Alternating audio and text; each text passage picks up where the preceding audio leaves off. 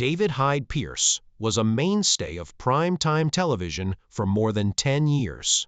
In addition to being an award-winning performance, his depiction of Niles Crane on Frasier earned him 4 Emmys and cemented his place in popular culture. However, he abruptly vanished from the public eye. Nothing big or scandalous, just a small step back. Fans were left wondering if it was something going on behind the scenes, burnout, or a personal choice. Pierce was already heading in a different route, unrelated to Hollywood, as soon as the cameras stopped rolling. What then pulled him away from the spotlight? And why hasn't he come back? Watch this space to discover out. David Pierce was born in Saratoga Springs, New York, and will always be known as the sardonic, neurotic Niles Crane from Frasier. In order to prevent confusion with another actor named David Pierce, he later added Hyde to his name. However, his artistic journey began much earlier. He was already displaying artistic flair as a young child. He spent his summers at Camp Cabayun, an all-boys camp where he not only performed in Gilbert and Sullivan plays, but also directed them, including a production of HMS Pinhor. He also played the organ at Bethesda Episcopal Church. Pierce enrolled at Yale University following his high school graduation in 1977. He began as a music major who concentrated on playing the piano. However, his interests changed over time. His decision to double major in theater studies and English literature was a reflection of his developing love for the theater. Pierce was quite active in campus theater at Yale. He led the Yale Gilbert and Sullivan Society's performance of Princess Ida, in addition to acting and directing it. After graduating with a Bachelor of Arts in 1981, he left behind a legacy of exceptional performances, in addition to his diploma. After receiving his degree, Pierce relocated to New York City and worked at a variety of survival jobs, including security guard and tie sales at Bloomingdale's, all the while pursuing acting training at Michael Howard Studios. In this early period of his career, he was cast alongside Kevin Kline as Leartus in an off-Broadway Hamlet production. Additionally, he debuted on Broadway in Christopher Durang's comedy Beyond Therapy in 1982. Norman Lear's political sitcom The Powers That Be was his television breakthrough. Theodore Van Horn, a sad congressman who falls in love with the maid, was portrayed by Pierce in that show. This strangely recognizable scene would recur again in Frasier, when Pierce's character Niles had feelings for Daphne, the live and physical therapist. It's interesting to note that a brother role was never intended for Frasier. Cheers. At first, Frasier was seen as an only kid. Later, a casting assistant saw a strong likeness between David Hyde Pierce and a teenage Kelsey Grammer, which gave rise to the idea of Niles. The producers were sufficiently intrigued by the likeness. Pierce was invited to join them.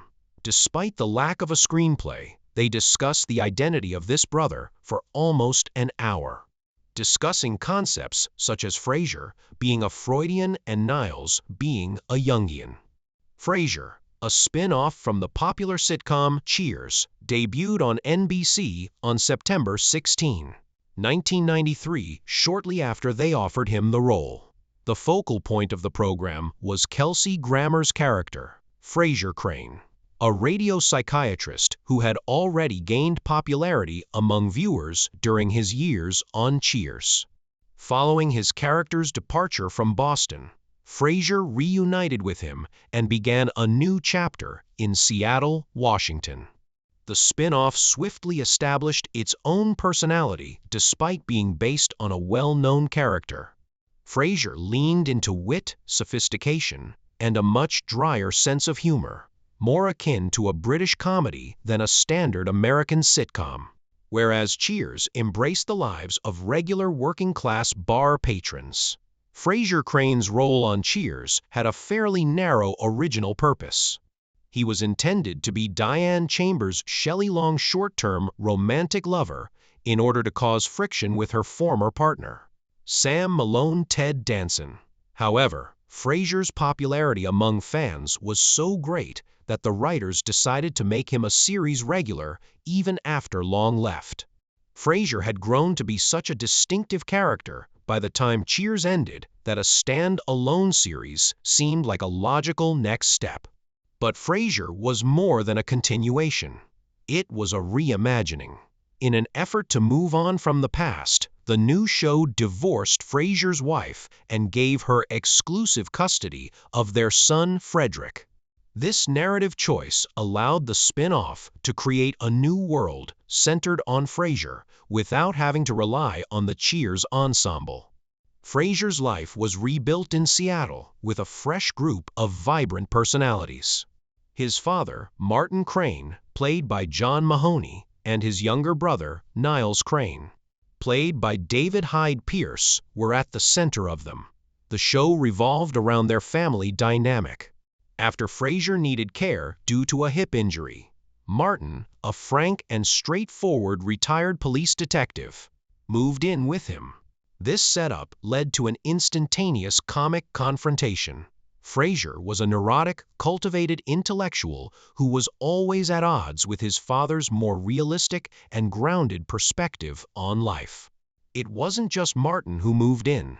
Eddie, the unkempt dog he brought with him, soon became a continual source of trouble for Frasier. Frasier engaged Daphne Moon, an eccentric but kind physical therapist from England, to assist with Martin's treatment. She quickly gained acceptance into the family and attracted Niles' interest. Despite being married at the beginning of the show, Niles had a quiet, enamored obsession with Daphne, which gradually grew into one of the most charming and slow-burning plotlines. Frasier and Niles appear to be mirror images at first. They both have a penchant for great wine and art, are psychiatrists, and enjoy opera. However, their contrasts became apparent as the series progressed. Frasier had at least a glimmer of self-awareness after spending years with the working-class regulars of a Boston pub. Conversely, Niles, who was firmly rooted in his affluent background, was blissfully ignorant of his own pretense. Frasier is aware that they are being pretentious, as the New York Times once wryly noted. To be honest, Niles doesn't. Not every fan had a rose-colored perspective on Niles. Several Reddit users have called attention to his shortcomings, including his habit of lying, his impolite interruptions, and his lack of support for his brother. In an interview, Pierce even admitted that he probably couldn't tolerate Niles in real life. However, some contend that those characteristics were crucial to the humor of the program. Many storylines wouldn't exist at all without Niles's eccentricities, neurosis, and uncomfortable social behavior. However, Niles changed throughout time. He started to change his silent love for Daphne, his comically complex relationship with the never-seen Maris, and his neurotic germophobia. Niles gradually revealed genuine development and fragility.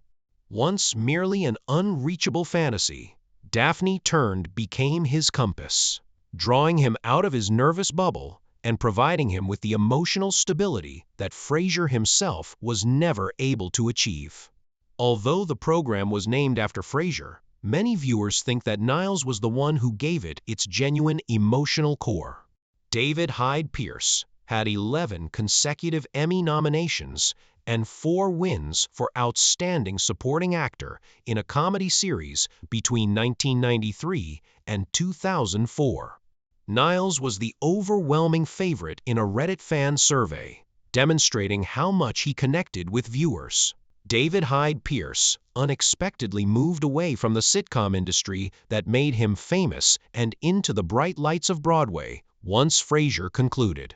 His first significant move came in 2005 when he joined the original cast of Spamalot, a musical based on Monty Python and the Holy Grail that was created by comedic icon Eric Idle. Pierce assumed the character of Sir Robin, which Idol himself had previously performed. Sharing the stage with heavyweights Tim Curry, Sarah Ramirez, and Hank Azaria, Pierce handled the daring leap like a seasoned pro.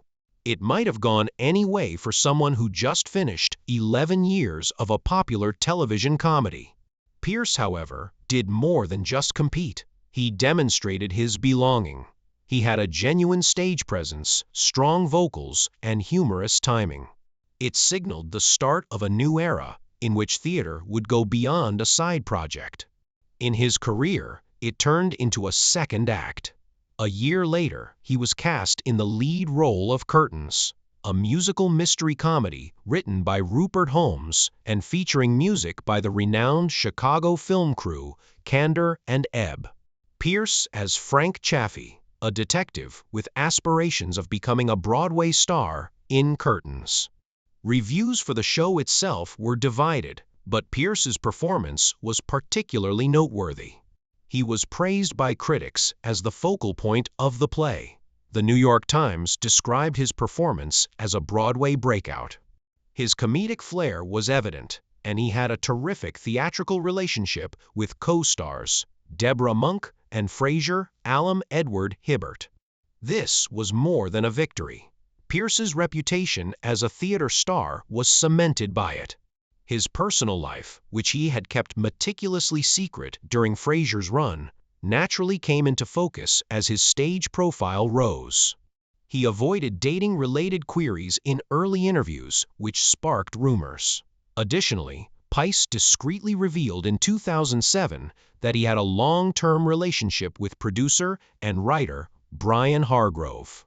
His partner was mentioned in passing in a CNN report on his life. There was no big revelation. In a spontaneous and sincere moment, he publicly acknowledged Hargrove at his Tony Award acceptance speech for Curtains that same year. He then clarified that even he was first unaware of his sexual orientation. He didn't know Hargrove was gay when they first became good friends. They tied the knot in October 2008, right before California temporarily outlawed same-sex unions. Pierce was conflicted about the moment. He was happy that their marriage was acknowledged, but yet disturbed by the message of the law. Politics abruptly came into contact with his tranquil private life. He also became a prominent supporter of LGBTQ+ rights for the first time.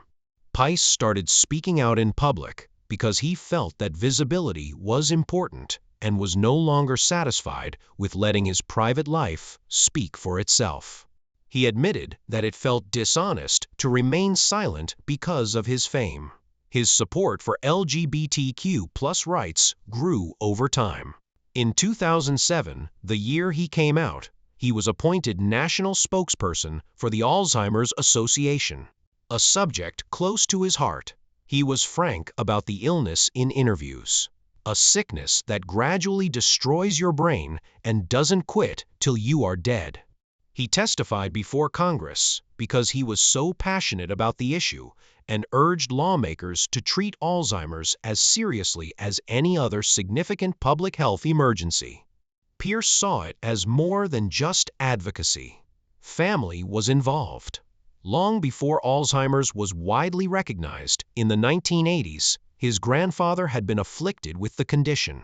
His grandfather's inability to read the menu during a family dinner was the first sign that something wasn't right. The fall was gradual and excruciating after that. His personality transformed from that of a peaceful, chess-playing gentleman, making it almost impossible to take care of him. Following a stroke, Pierce's father, George, developed a distinct kind of dementia. He was raised by his mother until her death in 1995, which Pierce ascribed in part to the strain of providing care. Only a few years later, his father passed away. Those encounters had a profound effect. What started out as a straightforward participation in a memory walk swiftly developed into a lifetime dedication to Alzheimer's advocacy. He helped bring Alzheimer's into the public eye by being an outspoken advocate for the National Alzheimer's Project Act.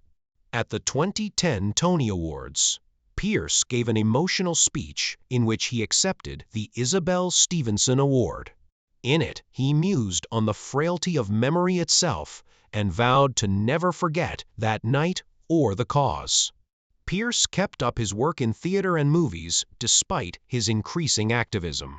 He played Warwick, an apparently sophisticated man who turns the tables on a house invader, in the dark comedy The Perfect Host, which he starred in 2010. There was disagreement among critics. Although Pierce's eerie multi-layered performance was widely lauded, the movie itself received flack for its illogical and overly convoluted plot. At about the same time, he made a comeback to the theater, performing in the London and New York revivals of La Bête. Then, he directed his first musical, It Should Have Been You, which was written by Brian Hargrove. The show debuted in 2011 and eventually made its Broadway debut in 2015.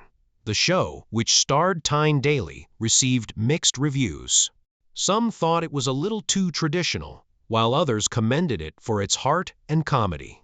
In 2015, he followed that up with another off-Broadway show, Ripcord, which was highly praised for its lighthearted, sitcom-like elements. Next came When We Rise, a 2017 ABC miniseries that followed activist Cleve Jones as she documented the LGBTQ+ rights struggle. Pierce portrayed Jones's father, a traditional physician who finds it difficult to embrace his son's identity. Pierce accepted the multifaceted, significant position in order to demonstrate the complexity and humanity of that type of parent. It's interesting to note that Cleve Jones asked Pierce to portray the role. It turns out that his father had adored the actor who portrayed Niles and had been a fan of Frasier. Pierce also appeared in The Good Wife and returned to the cult comedy Wet Hot American Summer in 2017. However, Pierce continued to be a reluctant celebrity despite his on-screen presence. He acknowledged that celebrity never completely suited him in an interview that same year. At the beginning of his career, a tabloid posed as the Boston Globe and conned his mother into doing an interview. Photographers once took pictures of him walking his dog while hiding in trees. Those encounters had an impact. Pierce, in contrast to many in Hollywood, never sought attention. All he wanted to do was act. And he was able to accomplish that on his own terms because of Frasier's success. The world was about to see a tragedy that would put a halt to everything, both on and off the stage, while he was still forging his own peaceful way. The entertainment sector was equally severely impacted in 2020 when the COVID-19 pandemic brought the world to a complete standstill. Broadway closed, movie sets were silent, and artists all around the world were left in a state of uncertainty. It turned into more than just a work break for David Hyde Pierce. It was a really intimate period of introspection. Sequestered at home with his spouse, Brian, Pierce found himself reliving past tragedies, particularly the death of his parents, while attempting to make sense of an inverted reality. However, he also rediscovered what really important in that silence, finding light in the dark, love, and connection. That feeling of direction drew him back to his origins. He joined his Frasier co-stars for a virtual fundraising in behalf of the Actors Fund as a way to give back and celebrate their reunion. Then there was an unannounced comeback to TV. In the HBO Max drama Julia, Pierce returned to the public eye in 2022 as Paul Child, the husband of renowned chef Julia Child. He was given the post at the perfect moment. A Broadway opportunity caused them to withdraw from their original casting. After the epidemic forced the cancellation of the theatrical show, he returned to the project. After just a few days of filming, the show was forced into an early halt, with Joan Cusack and Tom Hollander originally cast as Julia and Paul. Pierce was able to take over after Hollander left, and Sarah Lanasher took Cusack's position. The turn was fortunate. Pice was captivated by the story as soon as he read the screenplay. He was captivated by Paul Child's persona, a Renaissance man who loved wine, gastronomy, and architecture, painted, played the violin, studied judo, and made furniture. Pierce valued Paul's support of Julia during her ascent to stardom, a quiet strength uncommon in males of that time. Pierce could relate to it since it mirrored his own experiences with support and collaboration. Julia ran for just 2 seasons. Although Pice's performance was widely praised, he had the opportunity to portray a different part of himself on TV, as the drama delves into a deep, character-driven plot that emphasized mature relationships and nuanced personalities. In the meantime, some 2 decades after the show's conclusion, fans of Frasier were giddy with anticipation when they learned that it would be returning in 2023. However, something was lacking. Frasier's cherished younger brother, Niles Crane, was not coming back. Many viewers were left wondering why David Hyde Pierce decided not to reprise his legendary role when the revival featured new characters in a new location. It turns out that the solution was straightforward. In addition to working on other projects, such as the musical Here We Are, which starred Dennis O'Hare and Bobby Cannavale, Pierce had already committed to Julia. In open interviews, Pice clarified that his choice had nothing to do with rejecting the show or turning away from Niles. He had enjoyed every second of his stay on Frasier. However, he was more interested in taking on new creative challenges at this point in his career. He believed that his participation was not necessary for the reboot to be successful. He believed that, like the original when it split off from Cheers, Frasier might and possibly ought to develop into something new. He wanted to leave Niles where he was because he respected what the series' character had meant to him, not because he was uninterested. Returning as Frasier Crane, Kelsey Grammer affirmed that Pice's choice was well considered. Producers had wanted to get Pierce, Jane Leeves, Perry Gilpin, and the late John Mahoney back together. But that didn't work out. Grammer took use of the moment to introduce Frasier's third act, which places the character in a new location with new people who have fresh tales to share. Even though Niles was not present, his influence could still be felt through Anders Keith's portrayal of David Crane, his and Daphne's son.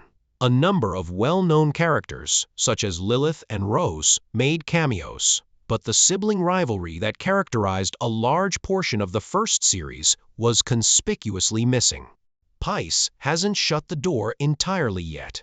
He has stated that he is open to the possibility of making a guest appearance if the appropriate opportunity arises, even though he does not wish to return as a series regular. Grammer concurs, stating that Pierce is welcome to return at any time.